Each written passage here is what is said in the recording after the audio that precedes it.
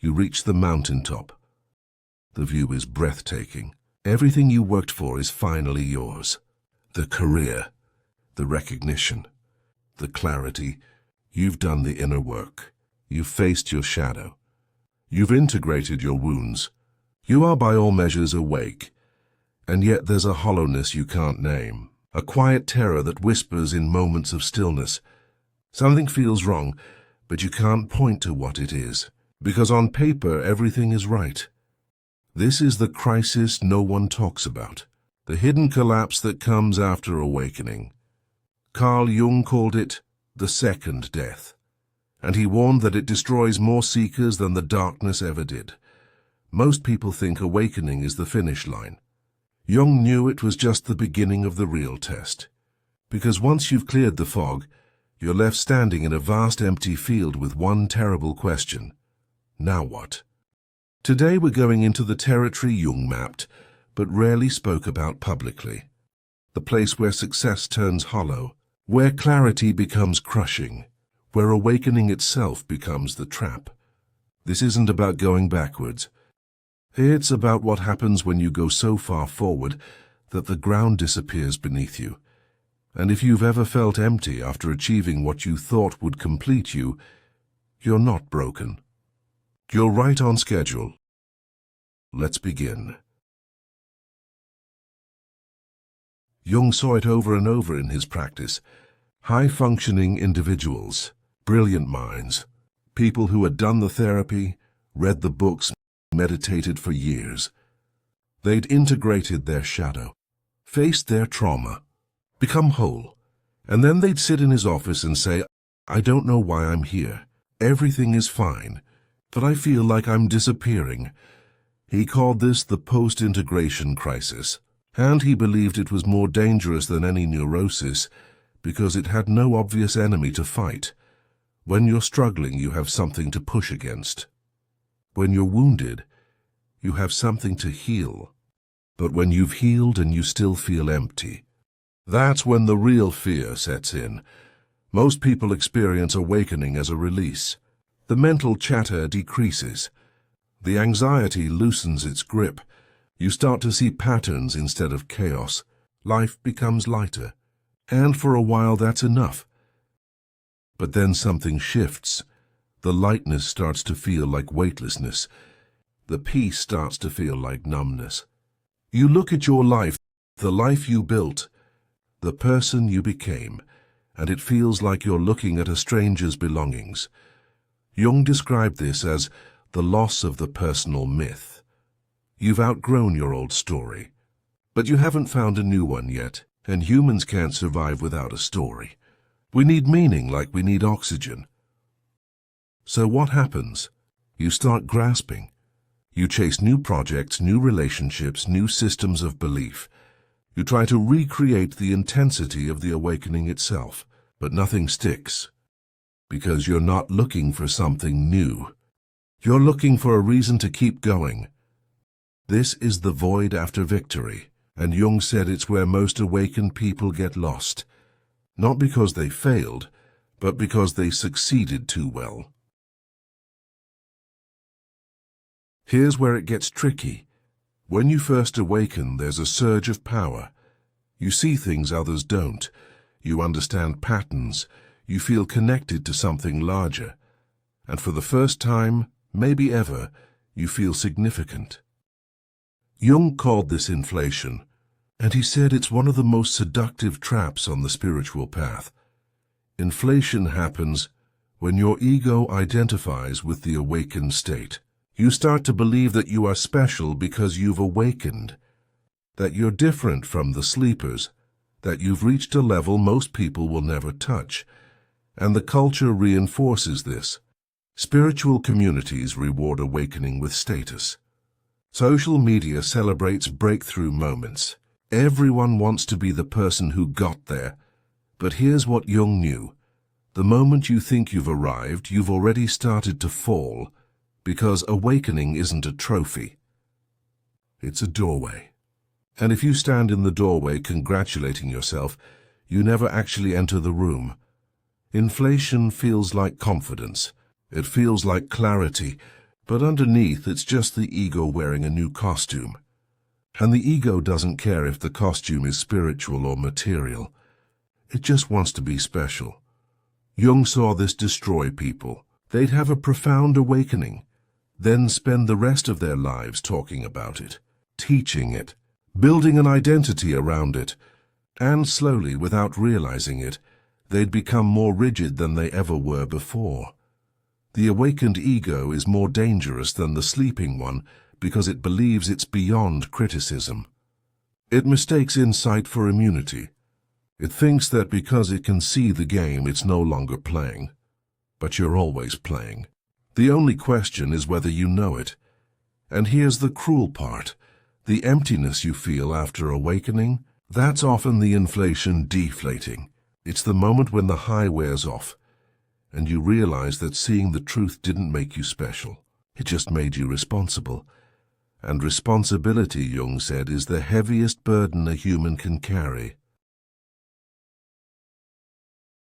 So you've awakened. You've avoided the inflation trap. You've done the work. Now what? Jung's answer was brutal. You return to ordinary life. And you do it fully, without resentment, without the consolation of feeling superior. This is what he called the descent back into the world. And he said most people can't do it. Because ordinary life feels unbearable when you've tasted the extraordinary. You go back to your job, but it feels meaningless. You talk to people, but the conversations feel shallow. You perform the rituals of daily life, cooking, cleaning, commuting, and every moment feels like a betrayal of what you've become. This is the hidden crisis, not the awakening itself, but what comes after. The slow, grinding realization that awakening doesn't exempt you from being human. Jung believed this was the real test of integration. Anyone can have a breakthrough. Anyone can experience unity, transcendence, cosmic consciousness. But can you take out the trash afterwards? Can you pay your bills? Can you love an imperfect person in an imperfect way? Because if you can't, then your awakening was just another escape. A more sophisticated one, maybe, but still an escape. The return to the ordinary is where the awakening either becomes real or collapses into memory. It's where you discover whether your transformation can survive contact with reality. And here's the paradox Jung pointed to. The ordinary is where the sacred lives. Not in peak experiences or mystical states, but in the daily act of showing up, of being present, of doing what needs to be done without needing it to be profound. Most awakened people can't tolerate this. They need the intensity, the drama, the sense of cosmic importance. And when ordinary life doesn't provide it, they either create chaos to feel alive, or they numb themselves to feel nothing. But Jung said there's a third option. You learn to find the infinite in the mundane. You stop needing life to be extraordinary and start seeing that it already is. Not because of what happens, but because you're awake to it.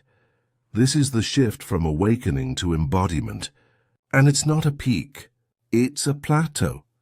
A long, flat, unsexy stretch where nothing much happens except everything changes. Now we come to the part Jung rarely spoke about in public, but wrote about extensively in his private journals. The loneliness. When you awaken, you step outside the collective dream. You see the stories people tell themselves, the illusions they cling to, the games they play without knowing they're playing. And at first this feels like freedom, but eventually it feels like exile, because you can't go back. You can't unsee what you've seen. You can't pretend the emperor is wearing clothes when you've watched him get dressed. But you also can't fully explain what you see to people who are still dreaming. The language doesn't translate, the concepts don't land, and even when people nod and say they understand, you can feel the gap between you. Jung called this the loneliness of the individuated. and he believed it was one of the primary reasons people resist awakening, even when it's offered to them. Because to individuate, to become fully yourself, means to step out of the collective, to stop relying on group validation, to trust your inner knowing, even when everyone around you thinks you're wrong. And humans are tribal creatures. We're wired for belonging. The thought of standing alone, even in truth, triggers a primal terror. So what happens? You start to hide. You learn to code switch. You present a version of yourself that others can tolerate while keeping the real you locked away. Or you isolate completely. You convince yourself that solitude is enlightenment, that needing others is weakness, that you've transcended the need for connection. But Jung knew this was a trap too, because individuation doesn't mean separation. It means becoming so fully yourself that you can finally meet others as they are, without needing them to complete you. The loneliness isn't a sign you've gone too far. It's a sign you're in the transition, the place between the old belonging and the new one. Between the false community of the collective and the true community of sovereign individuals. And this transition? It can take years, decades. Some people spend their entire lives in it. But here's what Jung promised. On the other side of the loneliness is a different kind of connection. Not based on shared illusions, but on shared truth. Not dependent on agreement, but rooted in recognition. You find your people, not by looking for them, but by becoming so undeniably yourself that they find you. So here we are, the void, the inflation, the return, the loneliness. This is the gauntlet Jung said every awakened person must walk. And now the question, what's on the other side? Jung called it the second birth, not the death of the ego, but its transformation. Not the end of desire, but its purification. Not transcendence of the human, but full embodiment of it. The second birth happens when you stop trying to escape your humanity and start inhabiting it completely. When you realize that awakening isn't about becoming more than human, it's about becoming fully human for the first time. This is when success stops feeling empty. Not because you achieve more, but because you stop needing achievement to validate your existence. This is when clarity stops feeling crushing. Not because you see less, but because you stop using insight as a weapon against yourself. This is when the crisis resolves, not through answers, but through acceptance. You accept that the path doesn't end, that awakening is a continuous unfolding, not a destination, that the work is never finished because life itself is the work. Jung believed that most people never reach this stage. They get stuck in one of the earlier traps, inflation, nostalgia, loneliness, and spend the rest of their lives there. But the ones who make it through, they become something rare. Not gurus, not teachers, not enlightened beings on pedestals. They become fully human, present, real, flawed and whole at the same time. They stop performing awakening and start living it. They stop talking about consciousness and start embodying it. They stop needing external validation because they found the only validation that matters, their own inner knowing. And here's the beautiful part. When you reach this stage, the emptiness transforms. It stops being a void and becomes spaciousness. It stops being a crisis and becomes a capacity, because you're no longer afraid of the emptiness. You understand that it's not a sign something's wrong. It's a sign something's open. The emptiness is the space where new life can emerge, where creativity lives, where possibility breathes. It's not the absence of meaning. It's the presence of infinite potential. Jung said the second birth is marked by a single quality: gratitude. not as a practice or a discipline, but as a natural response to being alive. You're grateful for the void because it cracked you open, grateful for the inflation because it showed you your shadow, grateful for the loneliness because it forced you to stand alone, grateful for the return because it taught you that the sacred and the mundane were never separate. And from that gratitude, everything else flows. Carl Jung died in 1961, but before he did, he made a prediction. He said that humanity was entering a period of collective awakening, that more and more people would experience what he'd seen in his practice, the void, the crisis, the emptiness after achievement. And he said this wasn't a problem. It was an initiation. Because the emptiness isn't a sign we've lost our way. It's a sign we're becoming conscious. And consciousness, Jung knew, always begins with discomfort.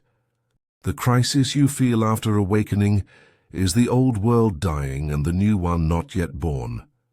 It's the transition between who you were and who you're becoming. And it's supposed to feel impossible. But here's what Jung left us with. You don't have to figure it out alone.